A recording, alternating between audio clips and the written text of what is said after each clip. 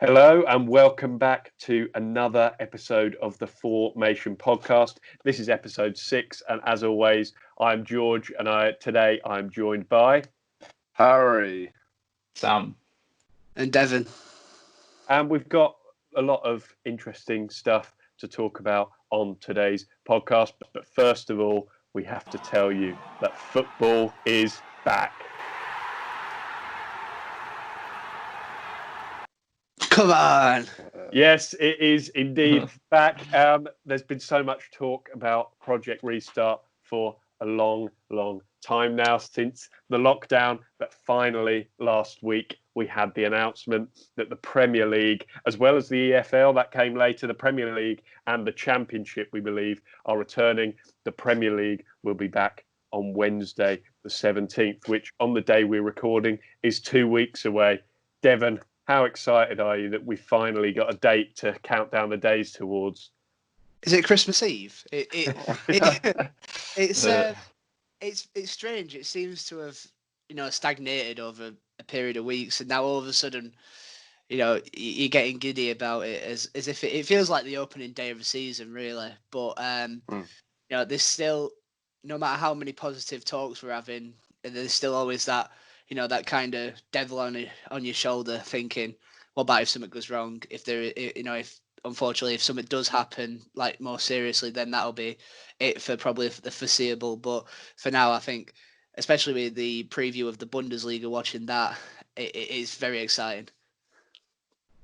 Yeah, the Bundesliga has really whetted our appetite for, I'm sure, what's to come in the Premier League. I don't have much to say on it, really. Just really happy that it's back. Really happy that we're getting football back in this country. Like Devon said, it stagnated for a while, more towards the beginning of the suspension, but with all these positive test results, it's looking good.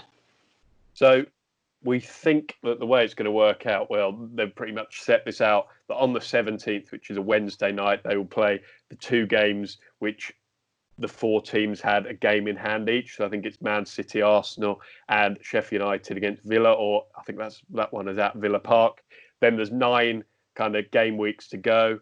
So there'll be games all across the week, presumably. It's going to be like a World Cup, isn't it, Harry? People have already spoken about it, I know. It's going to be absolutely phenomenal. I think there's 4 games a day on weekends, 2 games on weekdays. Like you said, it's going to feel crazy. Home advantage, away advantage. I'm not really fussed at the moment, because all I wanted, I didn't care when it came back. I just wanted to set in stone date so I could get the countdown on and just watch the days tick past. It's going to be absolutely phenomenal. We should probably mention as well, there was a lot of talk kind of before this all got agreed about neutral venues. We don't believe that many of the games are going to be played at neutral venues at all. Very small amount are set to be. This was maybe something which has been debated, but a few of Liverpool's away games we believe might be played at neutral venues, purely because of the police believe that there might be a risk that Liverpool fans might go along to celebrate because their title is imminent. Do we think that's necessary? Devon, what do you think about that? In a way, yes, because obviously it's a momentous occasion for Liverpool. They've not done this, and for many people that have been supporting Liverpool through the Premier League years, they've only got close to this sort of feeling once before, and especially in the 90s they were a bit closer, but that we're at 2014-15 when they finished second behind City because of the Gerrard slip. It is going to be an overwhelming experience for him, and we are like any other football fan. If one of our clubs won the league, we'd be wanting to party until start of next season. But they're just not they're not capable of doing that at the minute. The worry is that Liverpool is such a big brand, like Man United as well, that no matter which town or city they go to for a neutral venue, there's always going to be Liverpool fans in that area statistically. And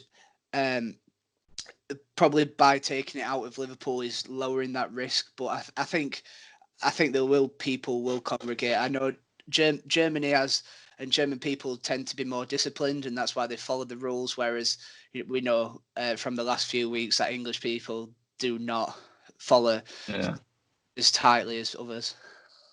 You'd like to think that Liverpool fans will think rationally and realise that they will, when inevitably they do win the Premier League title, which looks very likely, of course, that they will realise that they'll get to celebrate it as a group of fans eventually, and they won't almost ruin it for themselves by, breaking the law, congregating in groups outside the stadium. So hopefully they think that way and realise, this will be a special moment for the club. 30 years without a title will be special, and we won't forget about it just like that. We'll celebrate properly when we get the chance. If we touch a bit more on Liverpool as well, they've obviously had a very impressive record at home at Anfield for so long in the Premier League now. I know their record in all competitions ended just before the lockdown with their defeat to Atletico in the Champions League, but they're still going in the league. Do you think that record will now be more at threat given everything's going to be behind closed doors? I think this will be the true test of this, the home advantage theory that's been going around in the Bundesliga, because Liverpool haven't lost at Anfield in the league for over 3 years now. So, if they show signs of struggling at home, then this theory will really be put to the test, definitely. It's that crowd advantage of, when players walk out to You'll Never Walk Alone and the crowd are on edge. And I think it's psychological that Liverpool players are ready to fight and battle at Anfield as soon as they hear the anthem going off. And, that kind of crowd and atmosphere is what prizes a lot of players to Liverpool, especially from Southampton in recent seasons. But, with that not there, you could, like when teams go a goal down, it's them fans you have to rely on to get behind you and, almost suck the ball into the net. Whereas now you're really just relying on your own professionalism and your own mentality to get back into games. And when that crowd's not there, it's going to be so strange for them. No, I think the only... Go on, Harry. I think the only advantage you have now is your own pitch dimensions and less travel time when you're at home. I think everything else is up for grabs. Yeah, it will certainly be a very interesting one. Something new, of course it is, but I think, like Sam said, the Bundesliga introduction has kind of given us something to expect. So it won't be a shock now when we see the English players and the players who we may be a bit more familiar with in these surroundings. We will, of course, in a couple of weeks' time, be giving it the big preview that it deserves. We've had, 3 months without it, so we're going to big it up as much as we can. So look out for that in the next few weeks. It's not just us that need to preview it and get, warmed up. It's the players as well. It's the importance. It's going to be a true test to see who's actually stuck to their routines and who's, stayed fit, because as we saw in that first game, the big headline game in the Bundesliga, which was Dortmund versus Schalke, fitness is mightily important, and Schalke is still without a win since the resumption. And for many teams, especially in that top 6, top 8, with how tight it is, especially and down the bottom as well, whoever's paid the most attention to fitness over that period will obviously come out on top. Yeah, and hopefully Klopp and Guardiola no longer moan about needing breaks because they've had a nice length. Yeah. I don't know. There's still 7 games in 4 games, 3 games, 7 days. Klopp will be mental. I bet he's pulling his hair out as we speak about that. Yeah, hopefully the fitness aspect will make it more of a level playing field. Obviously, Liverpool have just completely dominated this season, so hopefully that'll bring some extra entertainment value to see how fitness comes to play. You don't want them to relax too much. I know it's been a great achievement from them, but I'm sure for Liverpool fans especially, to go down as one of the greatest title wins it's certainly going to be the strangest title win in Premier League history, but they need to maintain that strong finish, and more importantly, it's probably about preparing for next season as well. Yeah, I think you're absolutely right. A bit of news in the Premier League this week, which we should probably touch on, surrounds Southampton manager Ralph Hasenhuttl. He has signed a 4-year deal at St Mary's. Harry, I've seen you've just shown how excited you are by this news. Yeah, explain. Why are you so excited about this new deal? It's someone showing commitment to a club. And I think I hacked into one of your two computers and put this in the notes so it's to force us to talk about it. But yeah, it's showing commitment to a club. It's obviously since that 9-0 loss, I think he signed that deal because the board had faith in him and didn't sack him off. And the board must have made promises to him for him to sign such a long-term deal, whether that's transfers, expectations. So you don't normally see a manager sign such a long-term club, especially with a team of our size. A team that's battled relegation for the last 3-4 years. So it's really exciting news. Harry, I remember sitting with you in, I think it was November time, and you just lost to West Ham, and I could tell how demoralised you were over that result, because at the time it was a relegation 6-pointer. What has happened from Ralph's perspective to turn things around as he has? And I mean, they're still not out of it completely, but how has it turned around to make sure that you're in a position where you've got a bit more breathing room? I think when he was sort of not on the edge of being sacked, but like when it was getting more difficult after before the 9-0 loss, he was playing this formation that the players, it's not the players weren't a big fan of, but it wasn't his formation. I thought he went, do you know what? Let's just play my formation. If I lose doing it, then I get sacked doing the formation that I want. If I win doing it, it's phenomenal. And I think we just kept playing his formation. And through that West Ham period, I still think we were playing that newer formation, but just getting used to the tactic. I think it's quite a difficult one to learn. So that's why between, I think, December and January, we went on a phenomenal run that sort of not got us out of relegation because we're still relatively close, but pushed us out of that area with big wins. And I think the main thing is that people enjoy playing for Ralph Hasenhuttl. So under Pellegrino, under Puel, the players just got bored. And I know that's bad as a professional to get bored of a playing style. But if you had Koeman and Pochettino before, high tempo attacking football, and then you get passing, drab play that you don't really score many goals. I think that was a big reason that he's got players falling in love for playing for the club again. And I think that's a big reason why he signed such a long-term deal, and they gave him such a long-term deal. I know you. Go on, George. I know you won't want to dwell on this too much, Harry. We've maybe mentioned it a few times, but one of the results in that 8-game run without a win was the 9-0 defeat to Leicester. And it must have been difficult to think at that time that you'd be sat in this position now when you're celebrating him sticking around. I know you were one of the people to back him at the time, but it was still an area of doubt, wasn't it? Yeah, I remember sitting on my personal Southampton podcast afterwards, eating a 2,000-calorie cake that I just bought in the pouring rain, thinking, where has this all gone wrong? Let's bring in Sam Allardyce. And I think it's a massive the massive reason is that he went from like a 5-back with one up front to that 4-2-2-2 that he's tried and tested at Leipzig when they came second. I think that's quite a big reason. Did I ever imagine we come to this point? Probably not, just because I didn't think he'd sign such a long-term deal, but I think it's because he's enjoying himself, which is always important for a manager. I think that's a big reason. And we did that sort of full turnaround when we beat Leicester as well. So it's really shown how far we've come under his leadership from the 9-0, and then at the King Power we were able to win 2-1. It's all about, now that he's signed this new deal, it's all about what's next for Hasenhuttl and Southampton. You mentioned that you've been in a relegation battle in the Premier League for the last couple of years. What do you think Hasenhuttl and the team need to do to take that next step to really solidify their place in the Premier League? I think we need to not dwell on the play, not be comfortable on the players that we have. In terms of, I think the biggest we've spent is 22 million, and most of our big money signings have been not failures, but they've been a bit disappointing. You see Guido Correa, you see Elianusi, you see Mario Lemina, you see Yannick Vestergaard. These are big deals that just haven't come off.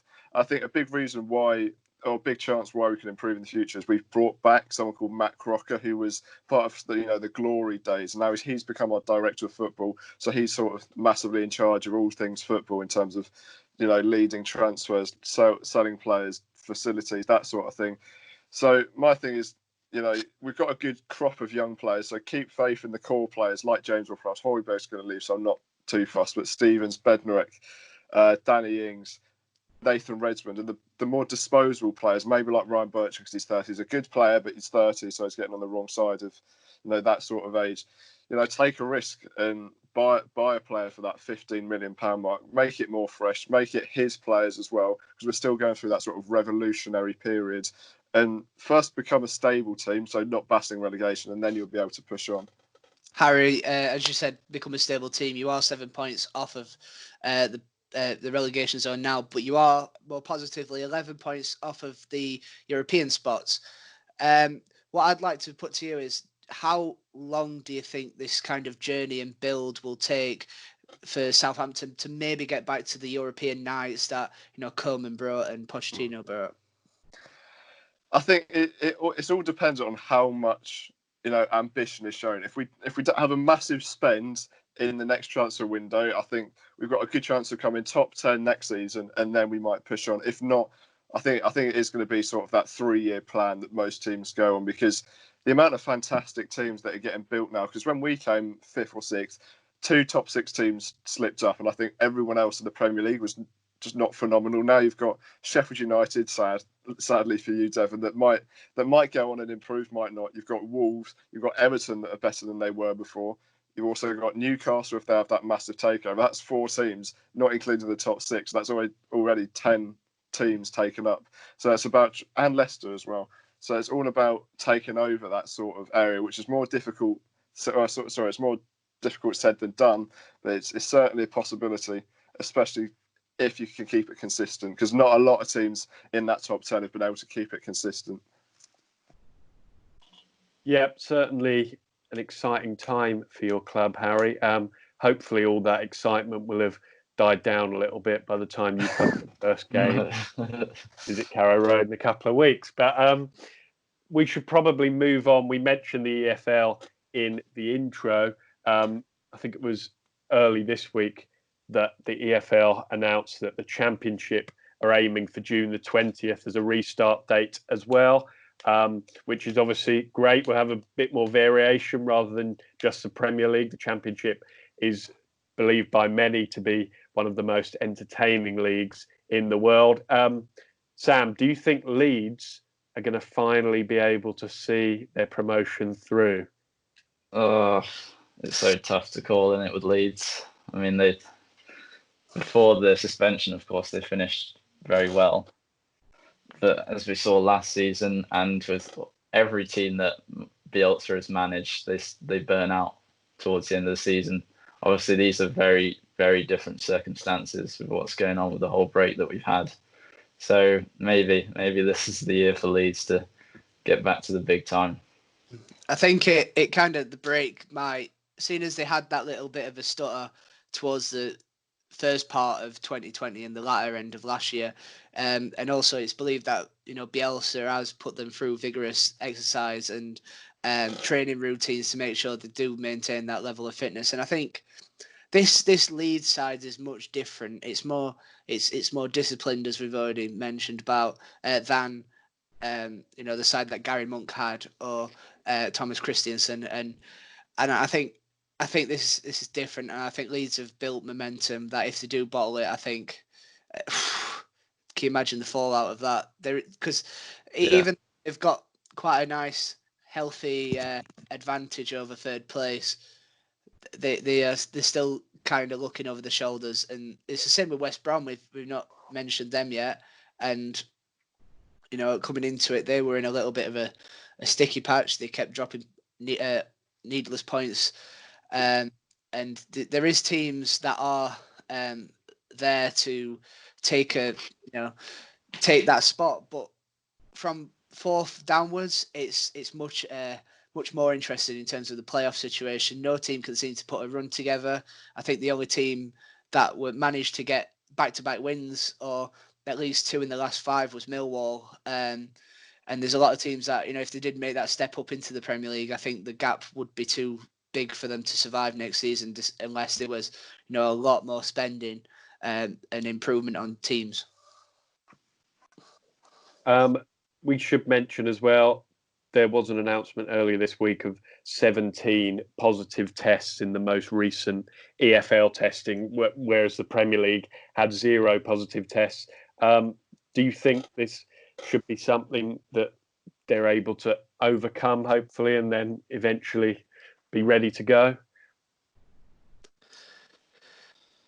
Yeah, like I said last week, I think it's still a very small portion of the tests that have been carried out. So as long as there's not a sign of a huge spread within one or two teams, then they should be all right, I think.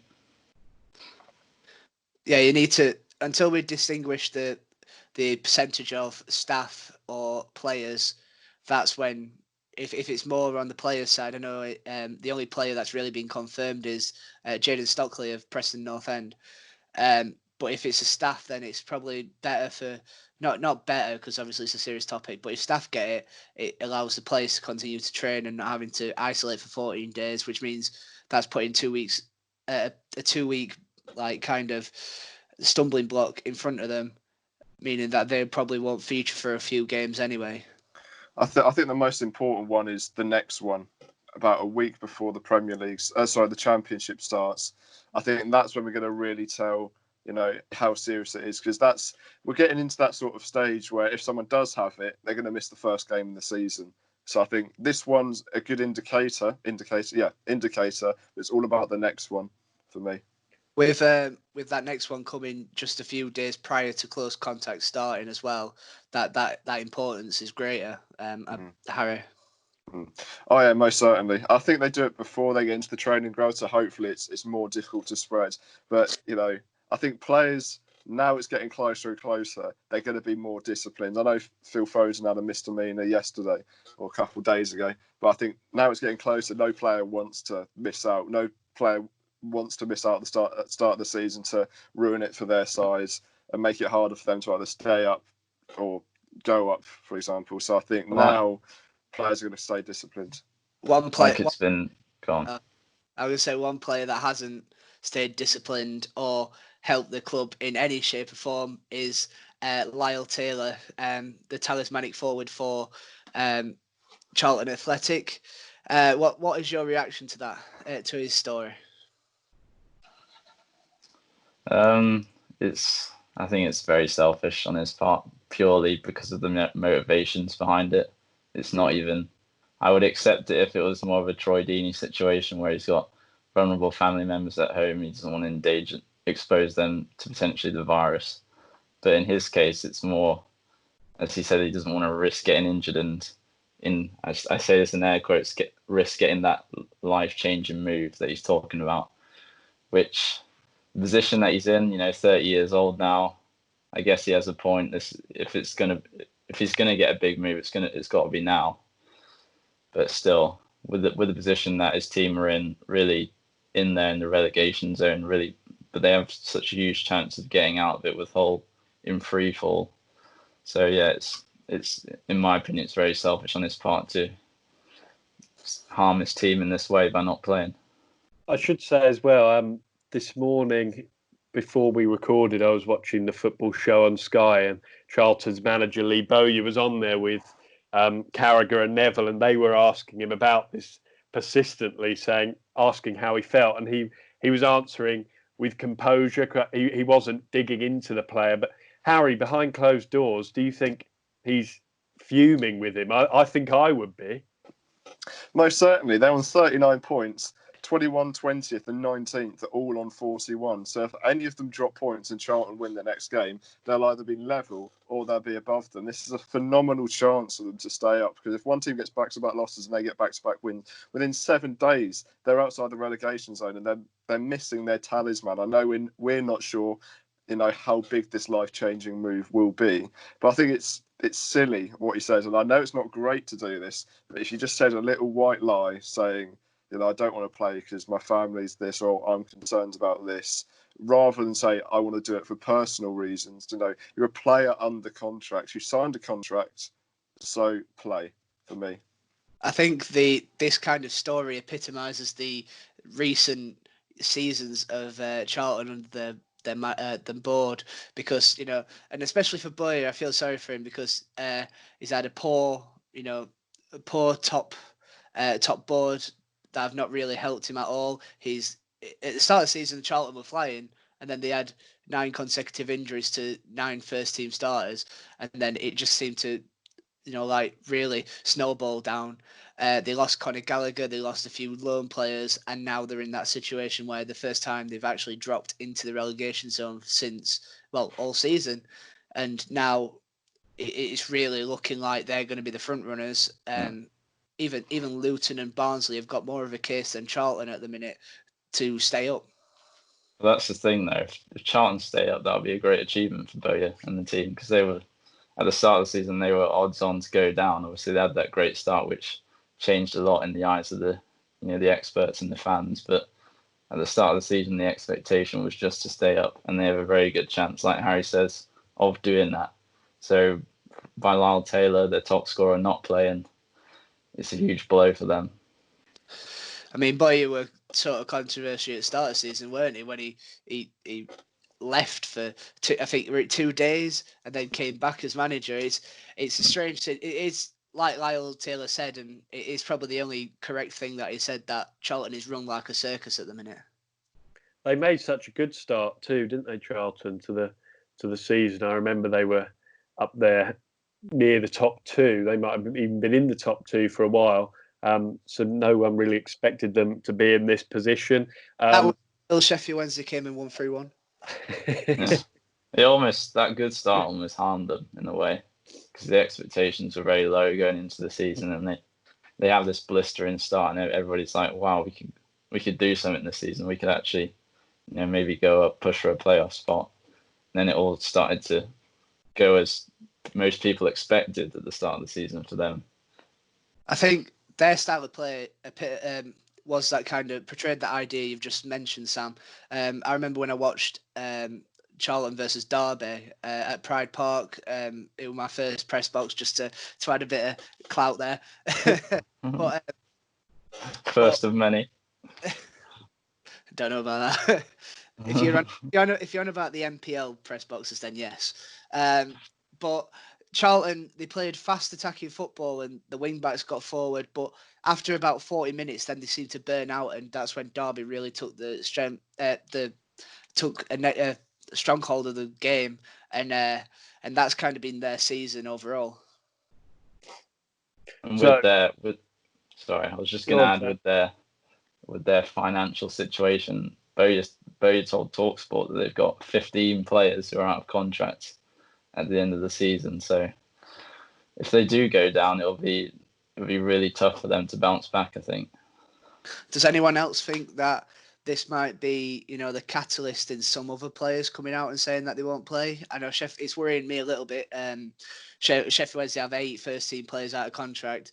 If that situation was to happen to us, I know we're in a more privileged position because we probably won't go down, and we are only 8 points off at playoffs, but I can't see it happening, seeing as we can't string a few wins together anyway.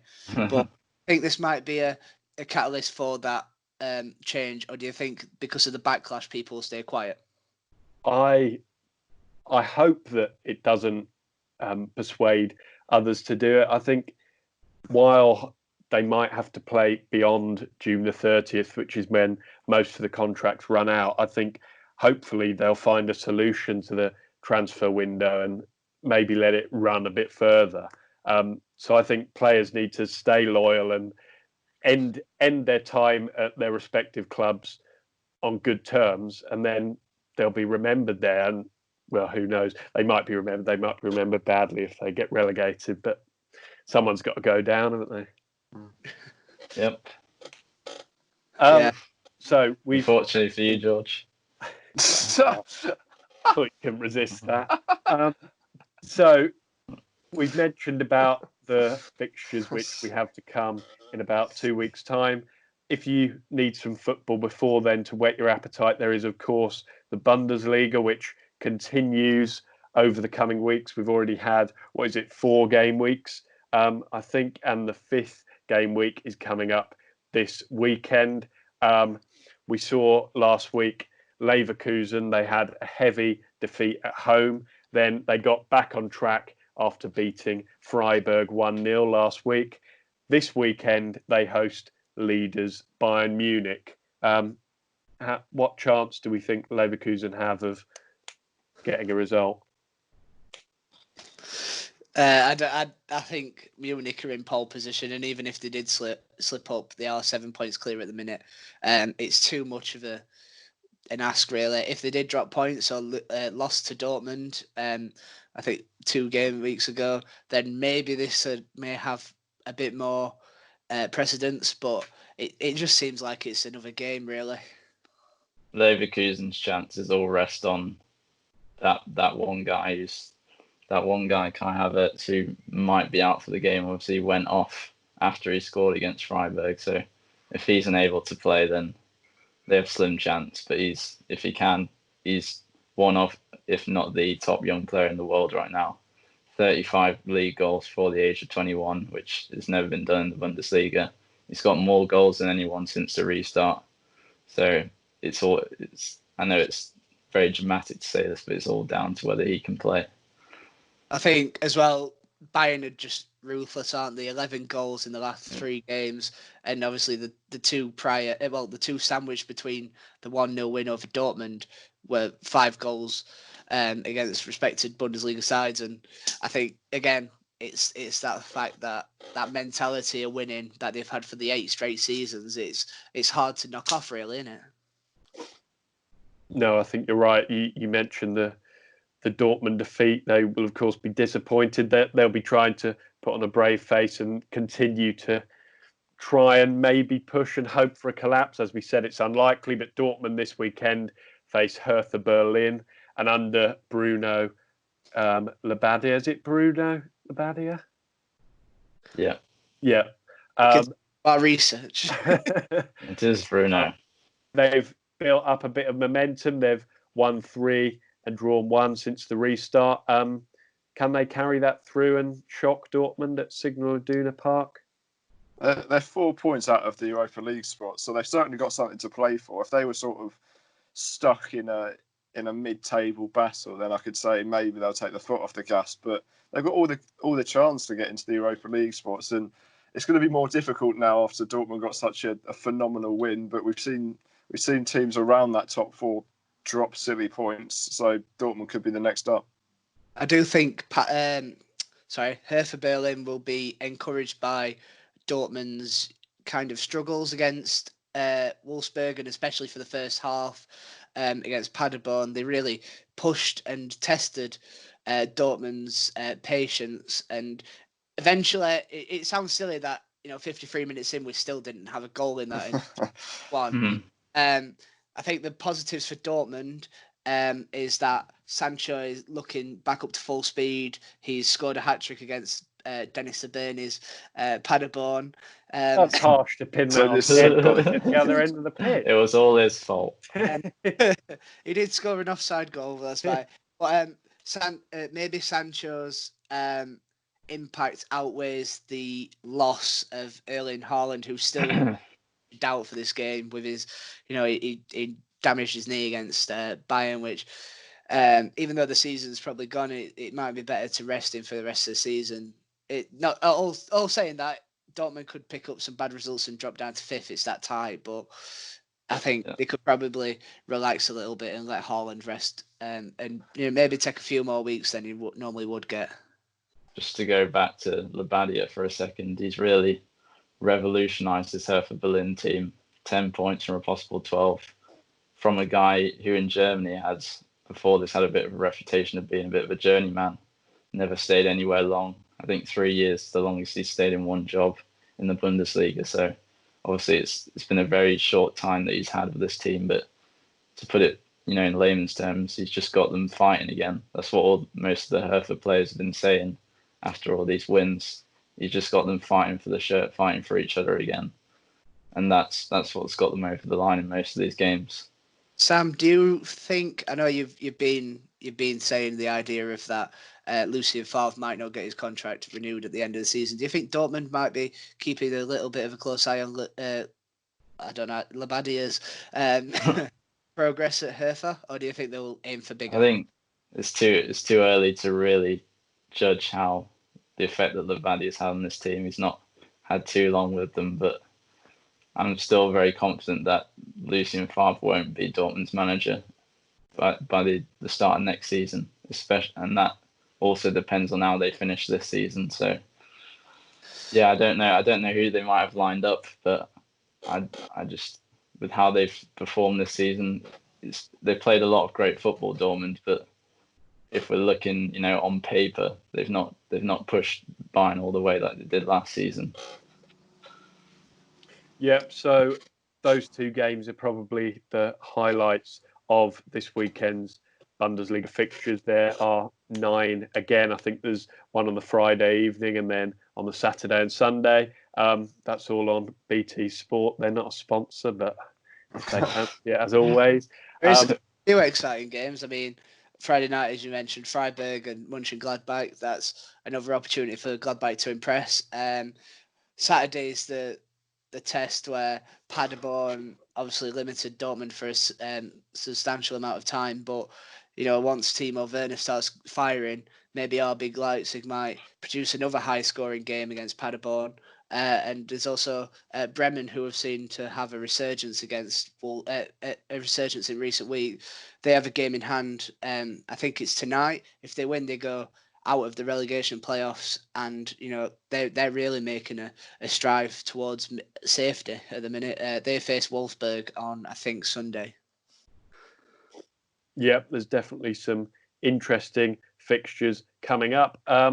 Let's conclude this week's podcast then, as always, with a quiz. And there's a lot on the line after. I think that round, which was playoff finals last week, was made for sweaty palms. I think Harry's lost sleep all week on this. He's clawed it back. It is now a 3-horse race. Well, there's only 3 of you in it, but you're all in it. All very much in it. We've done 12 rounds. Harry and Sam on the same with 29, Devon on 28. We did another Twitter poll this week. There were 3 options. Champions League finals came out on top. Of course, Champions League final would normally be taking place about this time of the year.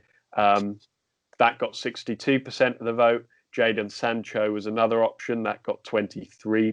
Did I say 60?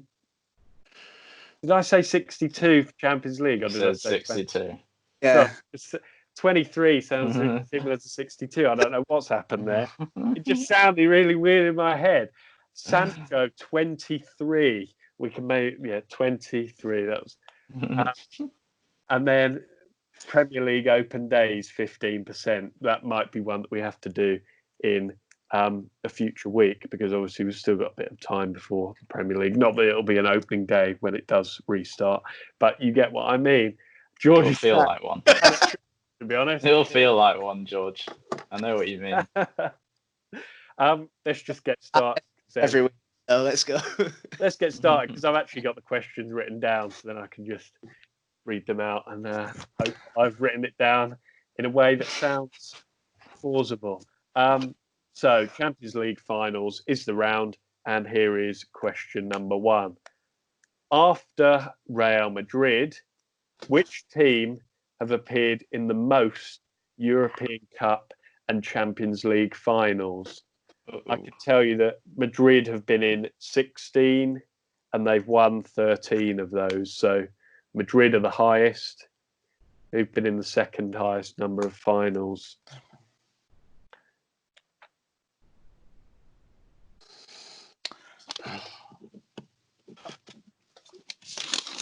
You've got an answer? Excellent. I'll say yes and put the pressure. Harry's having to think. I shall move on to question number 2. Who equalised for Liverpool against Real Madrid in the 2018 final, a game they eventually lost 3-1? That game played in Kiev, of course. You will seem a bit more confident in your answer for that one. Question number 3. How many times has Cristiano Ronaldo won the Champions League?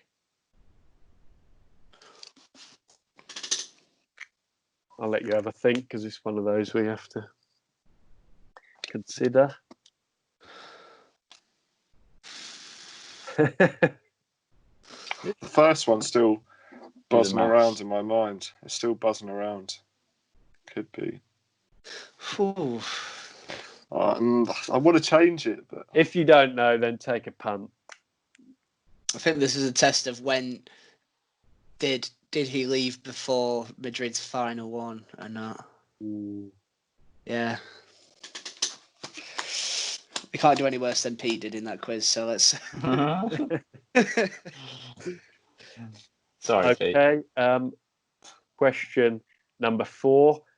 Who was the only player to miss a penalty for Chelsea in the shootout against Bayern Munich in 2012? Bayern. Who was the only player to miss for Chelsea? Can you remember? I know the answer to that one.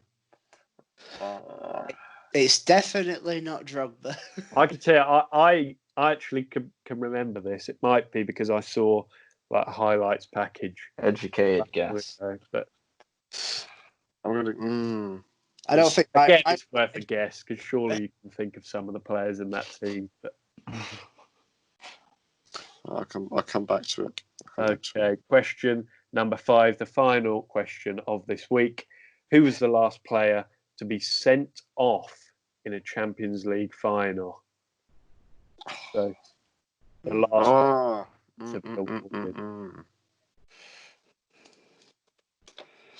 I will give you a clue and tell you that it's been within the last 5 years.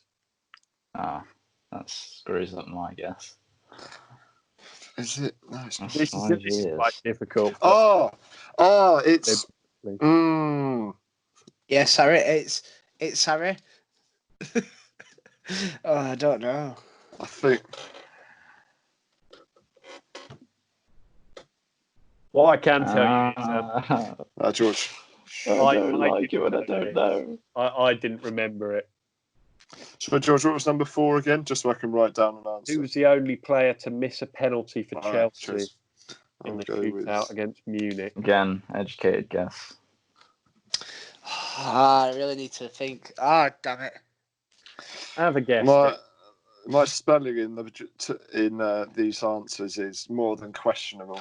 But That's not Come great. on, then. Okay, let's run through some answers. Let's do it. For one, after Real Madrid, which team have appeared in the most European Cup and Champions League finals? You don't have to show your papers because I know that you have them all in a list. So just be honest with what you've got written down. Devon, I'll start with you. Okay. I've gone for Liverpool. You've gone with Liverpool. Okay. Sam, what have you gone with? I went Bayern. Sam has gone with Bayern. And Harry, what about you? if you could hear that vicious scribbling, it's because I scribbled out Atletico Madrid and put Liverpool. You changed it to Liverpool. I can actually tell you that none of you are right on this one. The answer is AC Milan. That was the third choice option. That was the third choice. It was fine on Milan for me.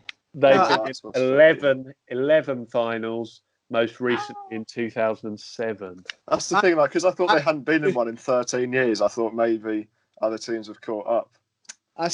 In my head, I said AC Milan, and then when you turned around and said the Real Madrid stat, winning 13 of them, I went, Liverpool's won 6. Let's put them. Damn it!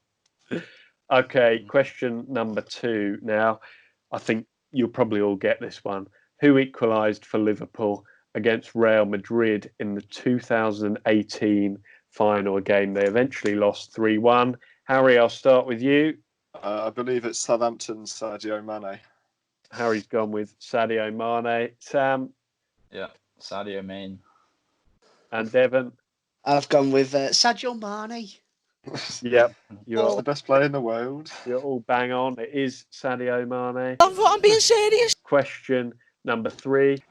How many times has Cristiano Ronaldo won the Champions League? Now, you all had a think about this one. I don't think you were too sure. I'm going to start with Sam for his answer. What are you going for, Sam? Sam has said 5. Okay. Harry, how many? Yeah, I was trying to think of the photo that he took on his last one. I think he had 5 fingers up, so I put 5. As well. Devon? I'm just going to... He's not foot 5, I'm guessing. It's not necessarily right. It's just right. No. What are you saying, Devon? I'm not 100%. Don't worry. 3. Devon said 3. Sam, not 100%. You should have been. It is 5. Come on. There we go. Once Harry got it right as well. So yeah, Harry did. You're right. Perfect. Once with Man United. I make no ground. 2008, and then 4 times with Real Madrid, 2014, 2016, 2017, and he was there for 2018, Devon. Damn it. I mean, I was 2 off anyway, so. So, question number 4. Who was the only player to miss a penalty for Chelsea in the shootout against Bayern Munich in 2012? Devon, what do you think for this one? I've gone really, right wing, technically, but I'm going to say left field. I've gone Jose Bosingwa.